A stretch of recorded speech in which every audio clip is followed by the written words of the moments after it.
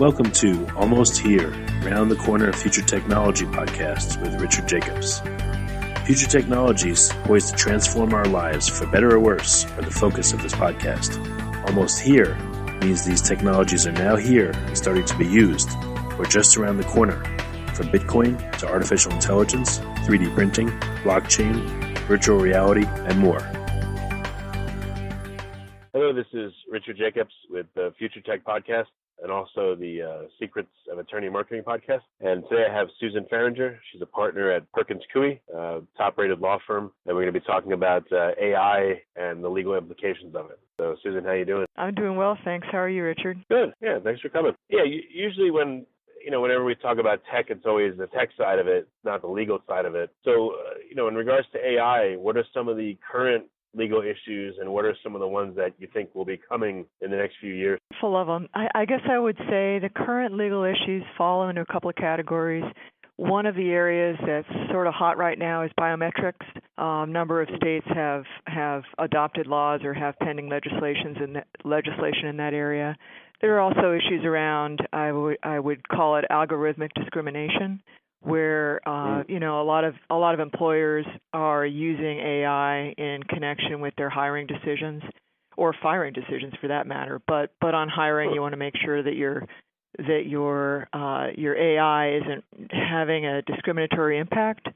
So there's some issues around that. There's privacy issues, a lot of those, product liability, antitrust issues. There's sort of a few areas. Yeah.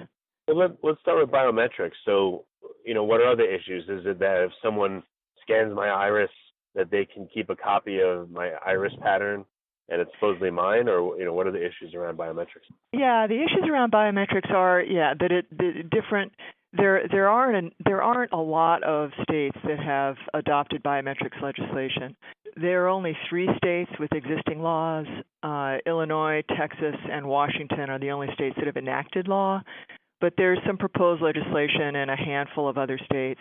In the states that have enacted laws, they define biometrics a little differently, but typically they mean things about the human body that are measurable and recordable, like iris scans or fingerprints, retina scans, that sort of thing. And the different statutes define them in slightly different ways. But basically, it's sort of fingerprinty stuff, iris scans, face scans, things like that. And the legal issues around that are just what you can do with that sort of data if you collect it.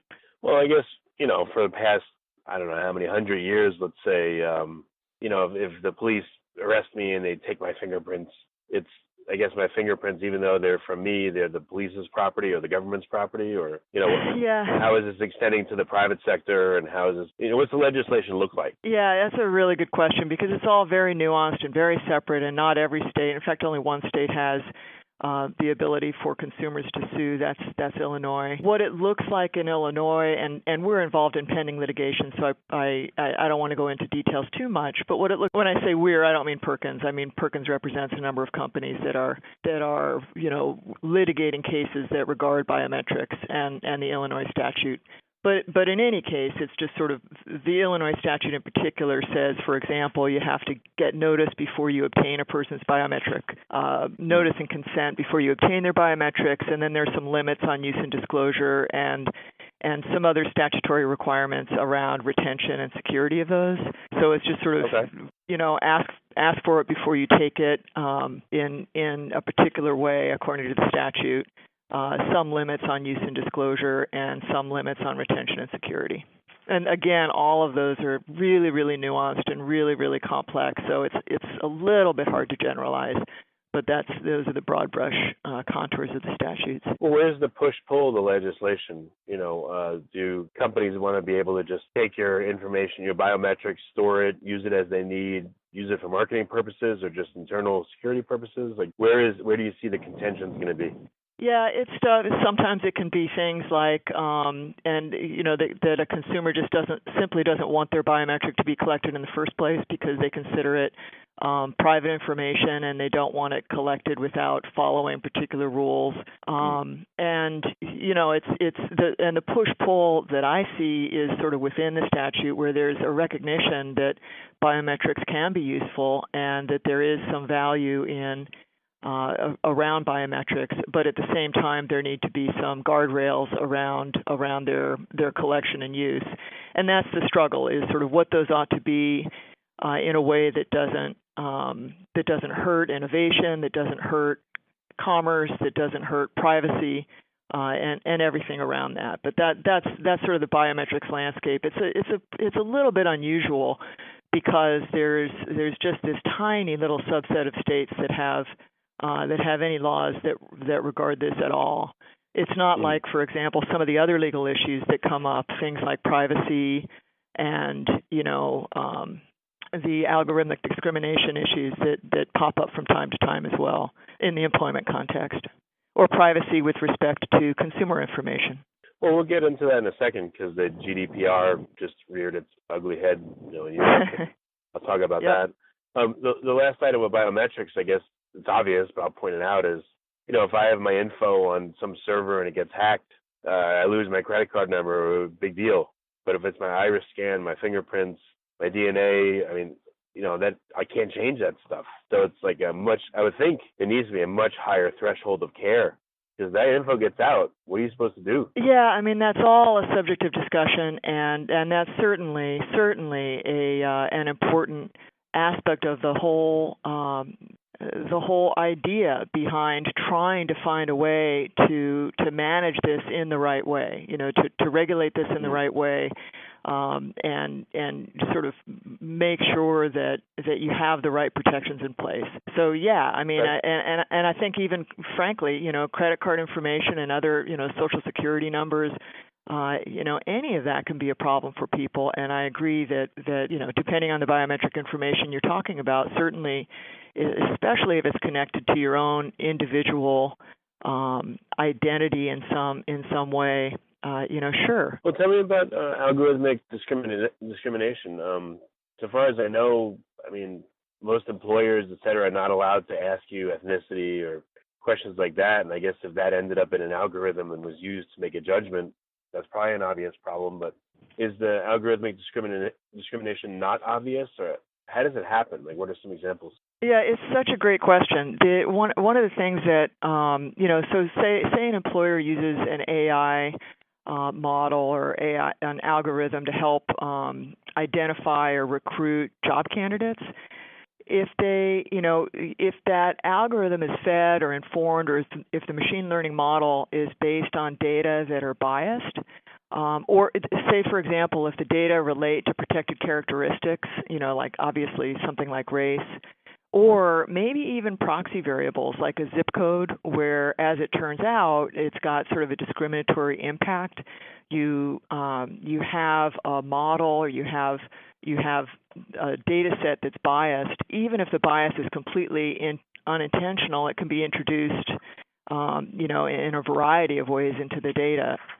Then it can result in a discriminatory impact, and then you're on the hook. Then if the data are biased and it results in discrimination, employers can be liable even if the discrimination is unintentional. So that's one area to be super careful. How would that? How would you deal with something as simple as a zip code? It's no one's fault that certain people live or don't live there, and if the algorithm shows that there's a correlation, with certain zip codes, what do you do? Marketers have been doing that for like 100 years. Well, what you want to do is build your AI models, or make sure they're built using neutral criteria to begin with. So that's easy. That's obvious. You don't want to use like race as a criteria for hiring. You also want to make sure that they don't have an adverse impact on a protected group, or impose artificial barriers. So the to-dos, the takeaways on this are the employers need to be aware of the inputs in the tools in the AI tools that they use, and ensure they're not biased, and then take a look at the results and make sure those results that are generated by the tools don't discriminate. If they do, you gotta tinker with it. You got to go back and refine your tools, or if you have a contract with a vendor that supplied the product, you need to make sure you've allocated the risk of that appropriately in your contracts, and circle back, because if you are in fact using a tool that has a discriminatory impact, you are really at risk. So it doesn't matter if you think you were innocent in that regard. It doesn't matter what your intent was. Huh. You follow? Well, how would you prove that something was discriminatory then? If you had no intent, you had no clue it would have an effect. I mean, how do these cases happen? Can you give an example of one? Yeah, I don't have an example of a case, but just theoretically, what you can just imagine, somebody uses an algorithm and it results in and it's a big company, and it results in hiring a completely non-diverse, completely and discriminating against just based on the fact that there was sort of zip code and some other factors baked into that, ends up resulting in people who should have got the job but have a protected characteristic not getting the job. So that's the factual scenario that would be presented, and then you're gonna, you could well find yourself in litigation around that. It seems kind of odd. I mean, people use heuristics when hiring regardless. That's why they have job interviews. So just because something's an algorithm, especially if there's no intent, it kind of doesn't, I don't know, it just doesn't seem like it makes sense that someone would be liable, especially if there's no intent. How would they know? I mean, how are they supposed to use an algorithm at all without being in fear of being sued? Yeah, well, you need to take a few steps to review your inputs and to, take a look at whether it is, say the inputs are biased. Say you have a bias in your inputs that result in it is a bad input. It's a protected characteristic. Don't use that. It's not that complicated. If you have an input that results in, you look at the data, it results in a problem with you're using a tool that is resulting in your discriminating against a class, that's a problem. Okay. I guess before implementing an algorithm like this, especially in hiring, I guess consultant attorney, what kind of an attorney would handle something like this? Is there probably a labor lawyer for such a person? Yeah, I would talk to an employment attorney. Okay. Very good. And then also in your contracts, if you're, one other step is when you're contracting with a vendor who's supplying that AI tool, make sure you allocate your risk appropriately in your in that contract. Mm-hmm. Okay. What any other hot button areas? Hiring sounds like one. Algorithmic discrimination. What other areas have this problem? So there would be hiring, firing. Creditworthiness could be another area where you might be using algorithmic criteria that results in your denying credit or housing, something like that, to a protected class. Those are some of the areas that you really want to have your antenna up. I'm surprised the major credit bureaus haven't had problems with this. This is a new area, and I think a lot of care is being taken already. Okay, very good. Well, let's talk about data protection and privacy. What are your comments on the GDPR? Does it really affect U.S.-based businesses, and do you see legislation that's bubbling up here that's going to be something similar? Yeah, I have to introduce this by saying that I am not. We have a privacy group. I'm a litigator. I do privacy cases, class action privacy cases, but I'm not the GDPR expert, and I know that there are a lot of ins and outs on that on the GDPR. So I don't presume to know all of those. I will say that on privacy and security, one of the things that is, very, very obvious, and privacy and data security are one of the top items on the list of legal issues to be considered in connection with AI, because AI requires or can require just massive amounts of data. And sometimes that includes, personal sensitive data, data like data from children, financial data, medical records, user content, and that's the questions that arise in connection with that are: did the people whose data are being used, were they notified? Were they notified adequately? And did they consent to it? Other issues that arise is sort of, do you have the rights to use the data? Is it within the scope of your rights? And then obviously, are those data, are they secure? And is it being kept safe from anybody who might want to access it in an unauthorized way? Do you think Facebook and Google may be the harbingers of a change in legislation because of the massive data collecting they're doing? Both Facebook and Google are clients. I'm not gonna speak to that too directly, but yeah. I mean, I do see. I guess I will say just generally, and this is kind of a worldwide observation. I think the GDPR itself is an expression of sort of the desire to figure out how to manage people's data in a way that the culture and the norms in each country, that really work for each country's perspectives. The United States has a different perspective than Europe in this area for a whole lot of reasons. Some of them, frankly, probably involving European history, where there's, they've been through different regimes since World War II that is going to cause an enhanced sensitivity in areas that are really more keenly felt there than maybe anywhere else. So yeah, I mean, I think that it's in general something that is becoming increasingly on the radar screen, and increasingly people are struggling to figure out how to manage it as the world gets smarter and more data become available, and people, there's a lag time between what's being done with data now and what people are comfortable with, and sometimes there, sometimes brakes need to be put on progress to make sure that that lag isn't too great. Makes sense. Yeah. Where do you think we're heading in the U.S. over the next few years in terms of privacy and data retention? I think companies and regulators and the government will continue to really try and struggle and refine the balance that needs to be struck between managing privacy and respecting privacy, and also not unduly dialing back on innovation. It's a really delicate balance, and you'd really want to do it very, very thoughtfully. And it's not the people at the wheel of regulations and crafting laws are not necessarily going to be the people who know the most about the industry or the data they're talking about. So I see the next 5 to 10 years as being a process of refinement, a process of just sort of figuring out where we're at, what we need to do, and how we're going to get there in a way that people can live with. It's moving fast. It's moving fast. The technology is moving very, very, very quickly, and the law is not known for being light on its feet and quick to catch up to stuff. So that's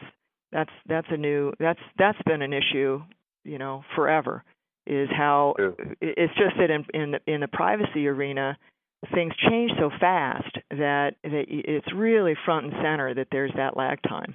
What's your opinion on how the web has evolved with terms and conditions? What I've noticed, this is it's just my opinion, but it seems very unfair that, let's say I'm going to use the GPS on my phone, and I only have a second or two before I need to really turn it on, and it asks me to approve these terms and conditions that are like 50 pages long. I'm never going to read it, yet they're saying, okay, I gave consent, and who knows all the hidden junk that's in that agreement there. Or if I want to use a website, or if I want to use, et cetera. It seems like the evolution so far has been that it's just created, companies are able to just take data, use it however they want, and do it in such a way that's not at all clear to the people opting in, and literally putting them in a position where they can't make an informed choice of whether they're going to opt in or not. Do you have any thoughts on this? Yeah, I mean, I gotta say, I disagree. I mean, I think I do see, I hear what you're saying, that gosh, it's too much to read, and it's don't expect me to read this stuff. I want to use my phone. I guess I see, and it's hard to capture what needs to be captured in terms and conditions. I a lot of the terms I've seen are in plain English and do a pretty good job of explaining stuff. You do need to actually take the time. I mean, it's similar to arguments that are sometimes made. I've got a contract from my, that the contract is long or the contract is hard to read and it's just it's not reasonable to expect me to do that given the circumstances. And I guess I would say, and I think those arguments can have a lot of validity, but I also think there are some times where they really don't. I mean, there's a lot of times when companies really go out of their way to present notices and screens that really do put it right in your face that something is, the notifications that are appropriate for the moment or for your use. And then also, I think most companies have terms and conditions. If you care to read them, most of them have those available kind of at anytime you want to review them. So I mean, it's all kind of a matter of opinion, and also I think it's, there is a point where you gotta sort of consider that the person who's using the phone is in a position to read something. So I think there's just differing opinions on that. Okay. So what other major issues related to AI we haven't talked about yet? Maybe one or two more. So okay. Which one really gets your goat, or really is most important to you? I guess I would say that they're all kind of neat issues that arise here and there. There's product liability issues. Companies that design, build, or sell products. You can have claim, like autonomous vehicles and the like. You can risk claims that the products aren't as advertised, or they don't work, or they cause damage, and those can be trickier when you use AI in those machines. The main, in like, for example, in your car, the thing that I would, the things to think about there are just, make sure that when you contract out with third parties, that you review those contracts so that you know who's responsible for what if something goes wrong, and then also just don't over advertise, oversell your products as something that they're not. Be careful with what you're saying to consumers about what the product does. And if you learn something that means it's sort of outdated, figure out a way to and probably frankly talk with counsel about how to update your disclosures. Those are probably privacy and data security is a big area. Product and consumer issues like product liability and employment issues. Those are probably the big issues.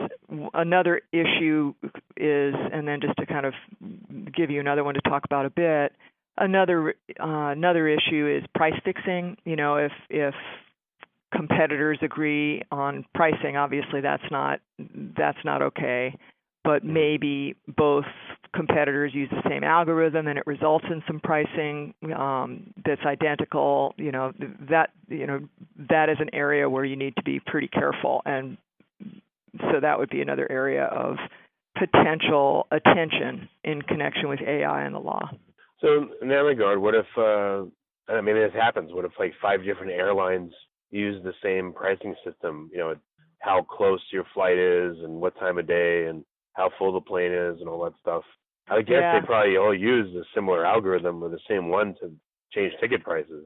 Right. Yeah. The test there is going to be collusion, concerted action, collusion. So what you really just want to be very, very careful about is don't have background email discussions, background agreements, phone calls where it's like, okay, let's both use X product. That's the thing to watch out for in that situation. So it's sort of like that would be the identical pricing would almost be a symptom, and the real cause would be that the two companies actually agreed, and because that's where the problem lies, the true concerted action. You follow? Oh, but as the let's say the seller of the algorithm, obviously I'd want to hit up everyone in the industry I could, and if they all started using my algorithm, I'd be so happy, Yeah, exactly. And you want to say, hey, so and so is using my algorithm, and so you should too, and won't it be awesome, and then that sort of thing. Yeah, that is something to watch out for. You definitely, you can give the appearance of collusion if there are too many communications between a vendor of that software and its clients, where it looks like you're triangulating that collusion. Okay. And then I guess going back to the example of autonomous vehicles, I don't know the answer to this, but once they're more prevalent, let's say you're in a car and it's driving itself and you're like sitting there snoozing and reading the paper and you get into an accident, someone gets killed, will there be specific insurance policies for the self-driving car itself, or how do you think this will resolve in the future? Who will people go after for money if something like that happens? Yeah, I think right now there is, a lot of discussion around that. That's what I would call sort of risk allocation. Getting your insurance policies set up correctly so that you've got that covered, and also getting your contracts with whoever was involved in, the pieces that go into that car, the parts, the software, whoever could be at fault for that accident, making sure that the contracts between and among them, allocate risk clearly and, include indemnification provisions or who's responsible when X happens, that sort of thing. So I see the future as sort of being this incremental progress in refining that, and as people get smarter about what systems could give rise to problems and could put somebody in the crosshairs, and making sure that you manage that risk and mitigate that risk by starting with your contractual relations, with the players, and including insurance. You raise a good point about making sure that insurance. When you were mentioning insurance, I don't know if you were talking about sort of the driver of the car's insurance, or insurance that might have been obtained by the creator of the car. Because both sides probably have insurance involved, and again, that's an area where you really want to, especially the creator of the car is going to want to consider making sure they've got the right kind of coverage if they're not going to be covering it themselves. Are there any interesting or landmark cases that showcase some of the elements we've been talking about that people can look at? Yeah, well, there's a whole collection of cases on biometrics laws. I don't have them at hand. There is, because it's a very new area. There's a Take-Two decision, Shutterfly decision, a whole variety of others as well. A lot of the bigger litigations are ongoing, and so they don't have any final decisions right now. Facebook is involved in litigation right now that's up on appeal, so we're not seeing any definitive decisions on that yet. In the employment context, and I'm unaware of seminal decisions on these specific areas, so no, I don't have an answer for you on that. Sorry. That's all right. So it's still too early, but I'm sure some will be coming, and those will instruct what happens later. Right. I agree. Okay. Well, very good. So what's the best way for listeners to find out more if they feel like they may have a legal need in one of these areas? They should contact the appropriate counsel, but because it's you in the interview, what's any contact information for the firm in case people need to contact it?